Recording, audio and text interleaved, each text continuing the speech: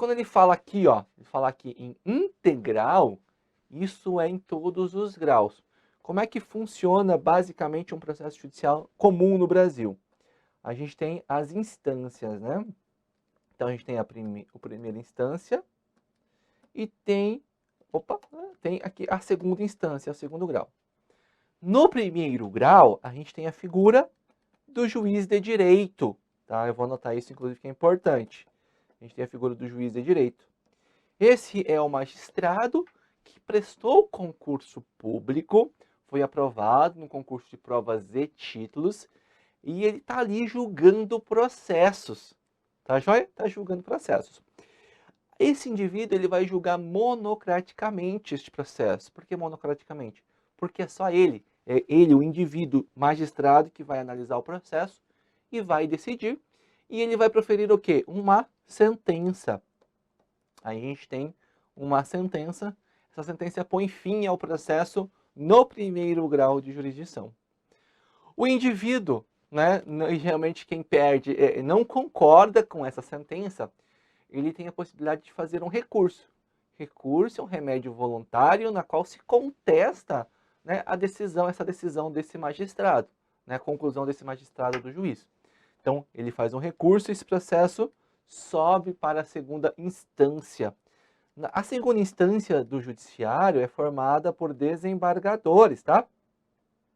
Não é por juízes de direito.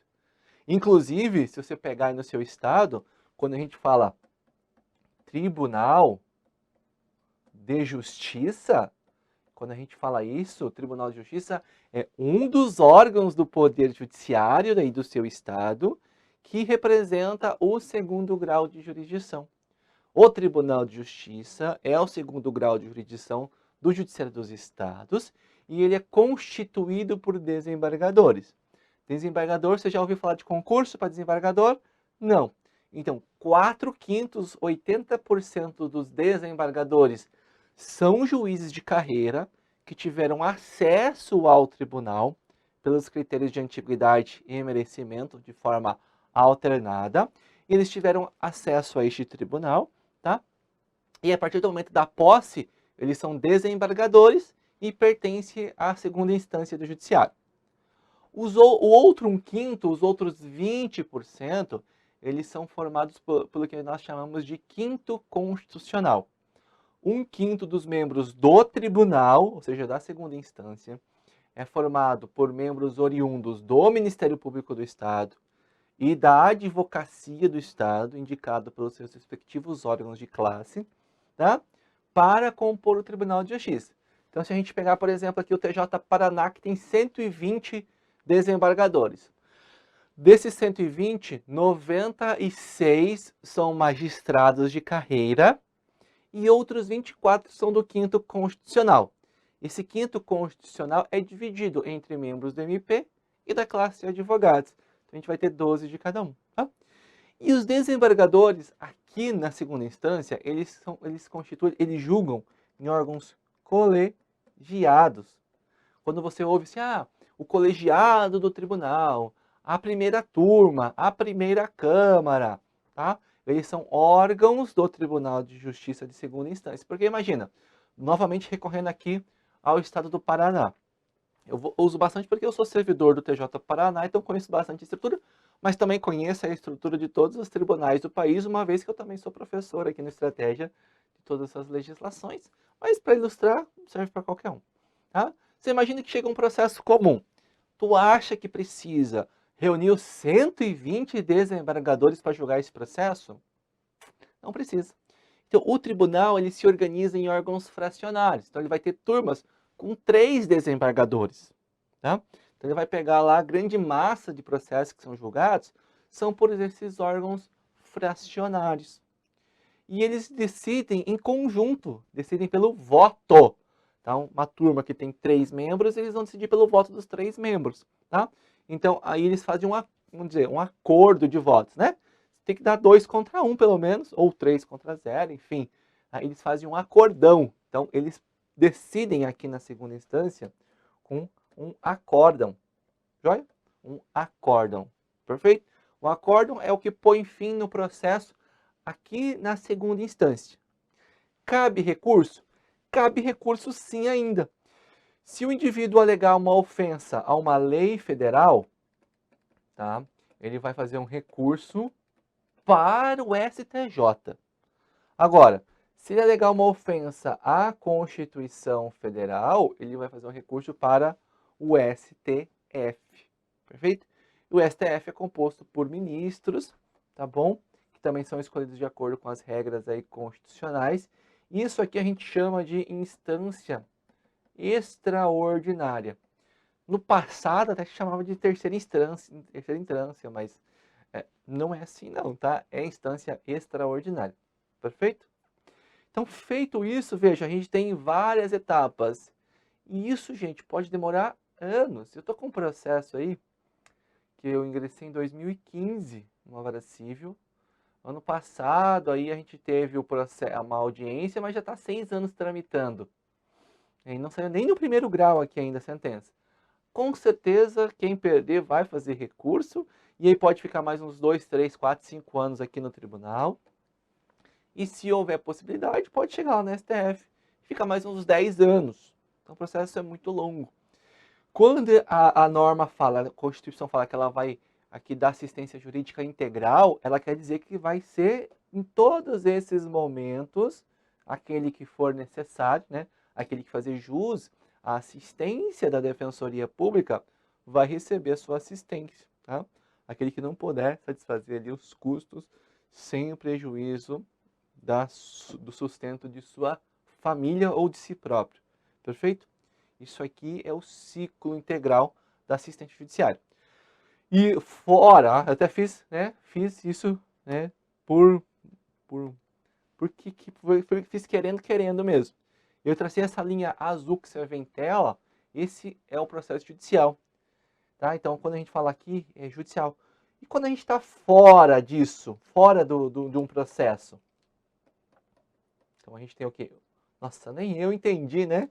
Deixa eu recuperar aqui a minha grafia, que já nunca... Extrajudicial. Veja, quando a gente está dentro aqui do processo judiciário, a gente está com o processo judicial, tranquilo. Quando a gente está fora, né, não tem processo, a gente fala de extrajudicial. E a defensoria também pode prestar assistência jurídica de forma extrajudicial. Inclusive, a regra é que antes de ingressar aqui, entendeu? Antes de ingressar aqui, a defensoria vai tentar, antes de ingressar com esse processo, ela vai tentar resolver extrajudicialmente essa questão. Perfeito? Então é assim que funciona a assistência integral. Deixa eu te passar aqui um negócio bem legal, aproveitando, que pode ser útil aí no futuro próximo. A questão de trânsito em julgado, ó. Trânsito em julgado. Perfeito? O trânsito em julgado, pessoal, ele diz para nós que não cabe mais recurso desse processo, que o processo acabou. E não cabe mais recurso, pode acontecer por duas hipóteses. Primeiro, vamos dizer que o processo vem aqui para o primeiro grau, foi para o segundo grau, e saiu um acórdão aqui do STF dizendo, ó, ponto final, decidido dessa forma. Existe alguma instância acima do STF? Eu vou recorrer para a ONU. A ONU é o escambau, galera, não tem. O nosso sistema jurídico no Brasil é este aqui, tá? Com vários outros detalhes dentro de cada estrutura, é claro. Mas olha, a gente tem que prestar atenção no seguinte, não cabe mais recurso para ninguém. Não cabendo recurso mais para ninguém, eu simplesmente acabou o processo. Então a gente diz que deu trânsito em julgado, porque acabou o processo. Tá? Só que não precisa chegar no STF. Quando o juiz aqui do primeiro grau dá a sentença dele, ele vai falar, olha, né, condeno fulano de tal, então a gente no cartório expede ali um mandado para ele ser comunicado, intimado dessa sentença, para o advogado dele, para o Ministério Público. Se ninguém recorrer no prazo que o juiz assinalar, transitou em julgado aqui na primeira instância. Então a gente pode ter trânsito em julgado porque não tem mais a quem recorrer ou porque perdeu o prazo. pode perder o prazo porque quis, realmente não queria, ou realmente perdeu o prazo porque esqueceu.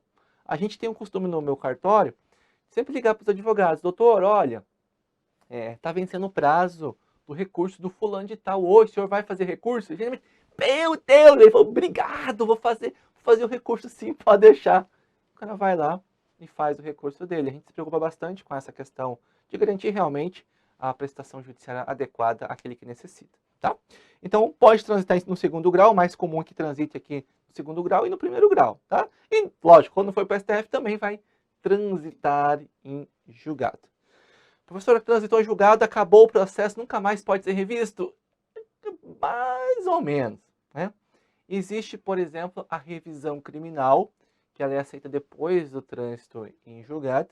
E existe também uma revisão ali que você faz no processo civil, que é até 2 anos após findar ali o teu trânsito em julgado, você pode contestar aí essa ação, tá? Dentro desse processo aqui. Então, tem aí a revisão criminal e confesso que do processo civil me fugiu da cabeça agora o nome, tá?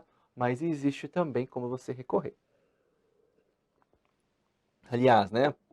Muita gente fala que não é um recurso, enfim. Perfeito, esse é o sistema. Voltando aqui, tá? Então, o Estado vai prestar assistência jurídica integral e gratuita àqueles que comprovarem insuficiência de recursos grave, isso aqui. Né? E do...